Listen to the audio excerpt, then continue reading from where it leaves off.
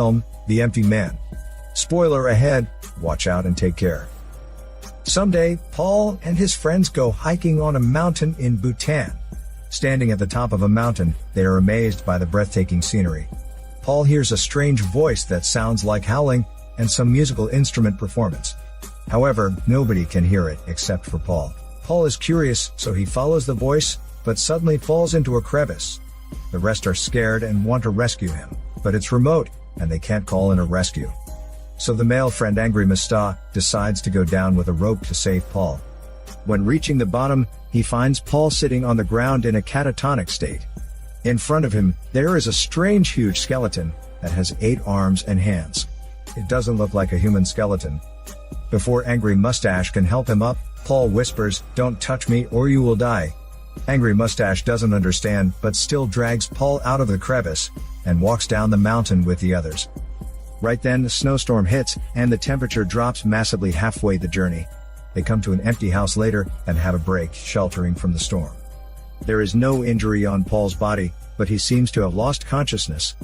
Paul wakes up after 3 days. He whispers something into his girlfriend's ear in the early morning, then leaves the house. Hours later, others realize Paul is gone. People start to worry about him. It's dangerous for him to be alone outside in the snow. They follow his footsteps and find him sitting in the snow, blowing a bone flute that he found in the crevice. Angry Mustache is annoyed by his blowjob on such a goddamn snowy day. So Angry Mustache shouts at him in anger, but Paul shows no emotion and keeps blowing the flute. Suddenly, Paul's girlfriend pulls out a dagger and kills Angry Mustache and his girlfriend, then throws herself off the cliff, leaving Paul blowing the flute alone in the snow.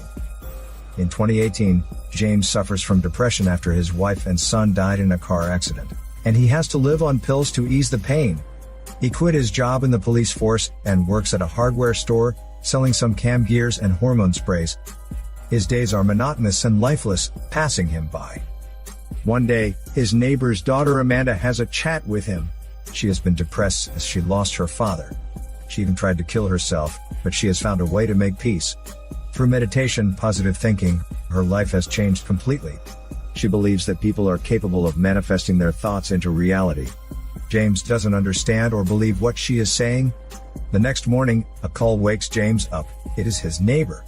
Her daughter came home yesterday, but went missing this morning. There is a message written in blood on the bathroom mirror, saying, "The empty man made me do it." The neighbor thinks her daughter must have been kidnapped, so she calls the police. However, the police don't want to take that shit, but rather, they suppose Amanda is just a teenager, blown away by her hormones. Knowing that she can't count on the police, she reaches out to James, the former police officer. James was a parent and understands his neighbor's concern, so he agrees to help her. After the search, James finds a leaflet about the Pontifex Institute in Amanda's diary. On the back of the leaflet, the word tulpa is written. James doesn't know what it means. Thinking of what Amanda told him yesterday, James thinks she might have joined the institute. He asks his neighbor to list Amanda's close friends and starts the investigation from there. If she planned to run away from home, her friends must know something. James asks Amanda's closest friend if she knows where Amanda is and when she last saw her. The ladybro tells James the last they met was three days ago. When they played a game, calling the empty man with other friends, they were chatting and drinking on a bridge. Amanda told her that if they found an empty bottle on the bridge and blow into it, in the coming days, strange things would happen. On the first day, they would hear the empty man and couldn't stop thinking about him. On the second day, they would see him approaching. And on the third day, the empty man would find them and take them to another world, which means he would kill them and take their souls. Right then, Amanda picked up a bottle and tempted them to blow into it. Out of curiosity and unwilling to lose the blow game, all the kids took turns blowing into it. They thought it was a stupid story. But when they finished, a dark figure appeared on the bridge with a strange sound. Every time when the girl recalls this, she finds it creepy. After that night, they all disappeared, just like Amanda. James thinks the empty man might be related to the cult Amanda mentioned before. He suspects they kidnap kids in the name of an evil god. James drives to the bridge where they played the game to see if he can find any clues. He finds the empty bottle and picks it up. He also wants to test how excellent his blowjob is, and then blows into it. Suddenly the world has gone quiet. He hears something is approaching. He turns around, but sees nothing. Before he leaves, he sees a manhole uncovered. He climbs down and finds the hanged bodies of the rest of Amanda's friends. Besides them, there is the same message written in blood as found in Amanda's house: "The empty man made me do it." When he reports it to the police, the whole town is shocked. Later, the lady bro is found dead in her bathroom. It looks like she had delusions before she stabbed herself to death with a pair of scissors. She left exactly the same message written in blood on the floor: "The empty man made me do it." The police begin to take this case seriously. James doesn't stop the investigation. He worries that something might happen to his neighbor. He finds the address of the Pontifex Institute and the meaning of Tulpa online. It is a cult that encourages people to sacrifice themselves and enter a new world through meditation. That night, he wakes up in the middle of the night. He hears some footsteps in his house. He also sees somebody wandering outside the door. He opens the door, but nobody is there. The next day, James goes to the institute, hoping to find out Amanda's whereabouts. But he doesn't get any useful information from the receptionist. He briskly fills in the form the receptionist gave him, then goes into the church, where the cult leader is giving a lecture about the cult and their god, the empty man. After the lecture, James asks the leader if he saw Amanda. The leader doesn't answer him directly. He invites James to walk around the institute. James sees a lot of bald believers sitting in meditation. Later, he meets a believer who tells him that Amanda is still alive, but she is not here. She has been promoted because she has great potential, and she might have been taken to a camp in the woods. Using the address the believer gives him, James finds the camp and some documents and preaching videos about this cult. It turns out for hundreds of years the cult members have been helping the ancient evil spirit possess the human body, so that they can get asylum and blessings from him. Just when James is leaving with the documents and videos, he hears some noises outside. James walks out of the house and sees a fire over the lake. He approaches cautiously and sees the cult performing a ritual. They spot him and pursue him. James runs back to the car and escapes at last. When James hands over the evidence to a police officer, he is disinterested. Instead, he blames James for entering the cult's private realm. Now James understands that he can only rely on himself. The police won't help him solve the case. James goes to his store and grabs some weapons. Then he goes to his neighbor and tells her that Amanda has joined a cult. It's better that she leaves the house and stays somewhere safe for a few days.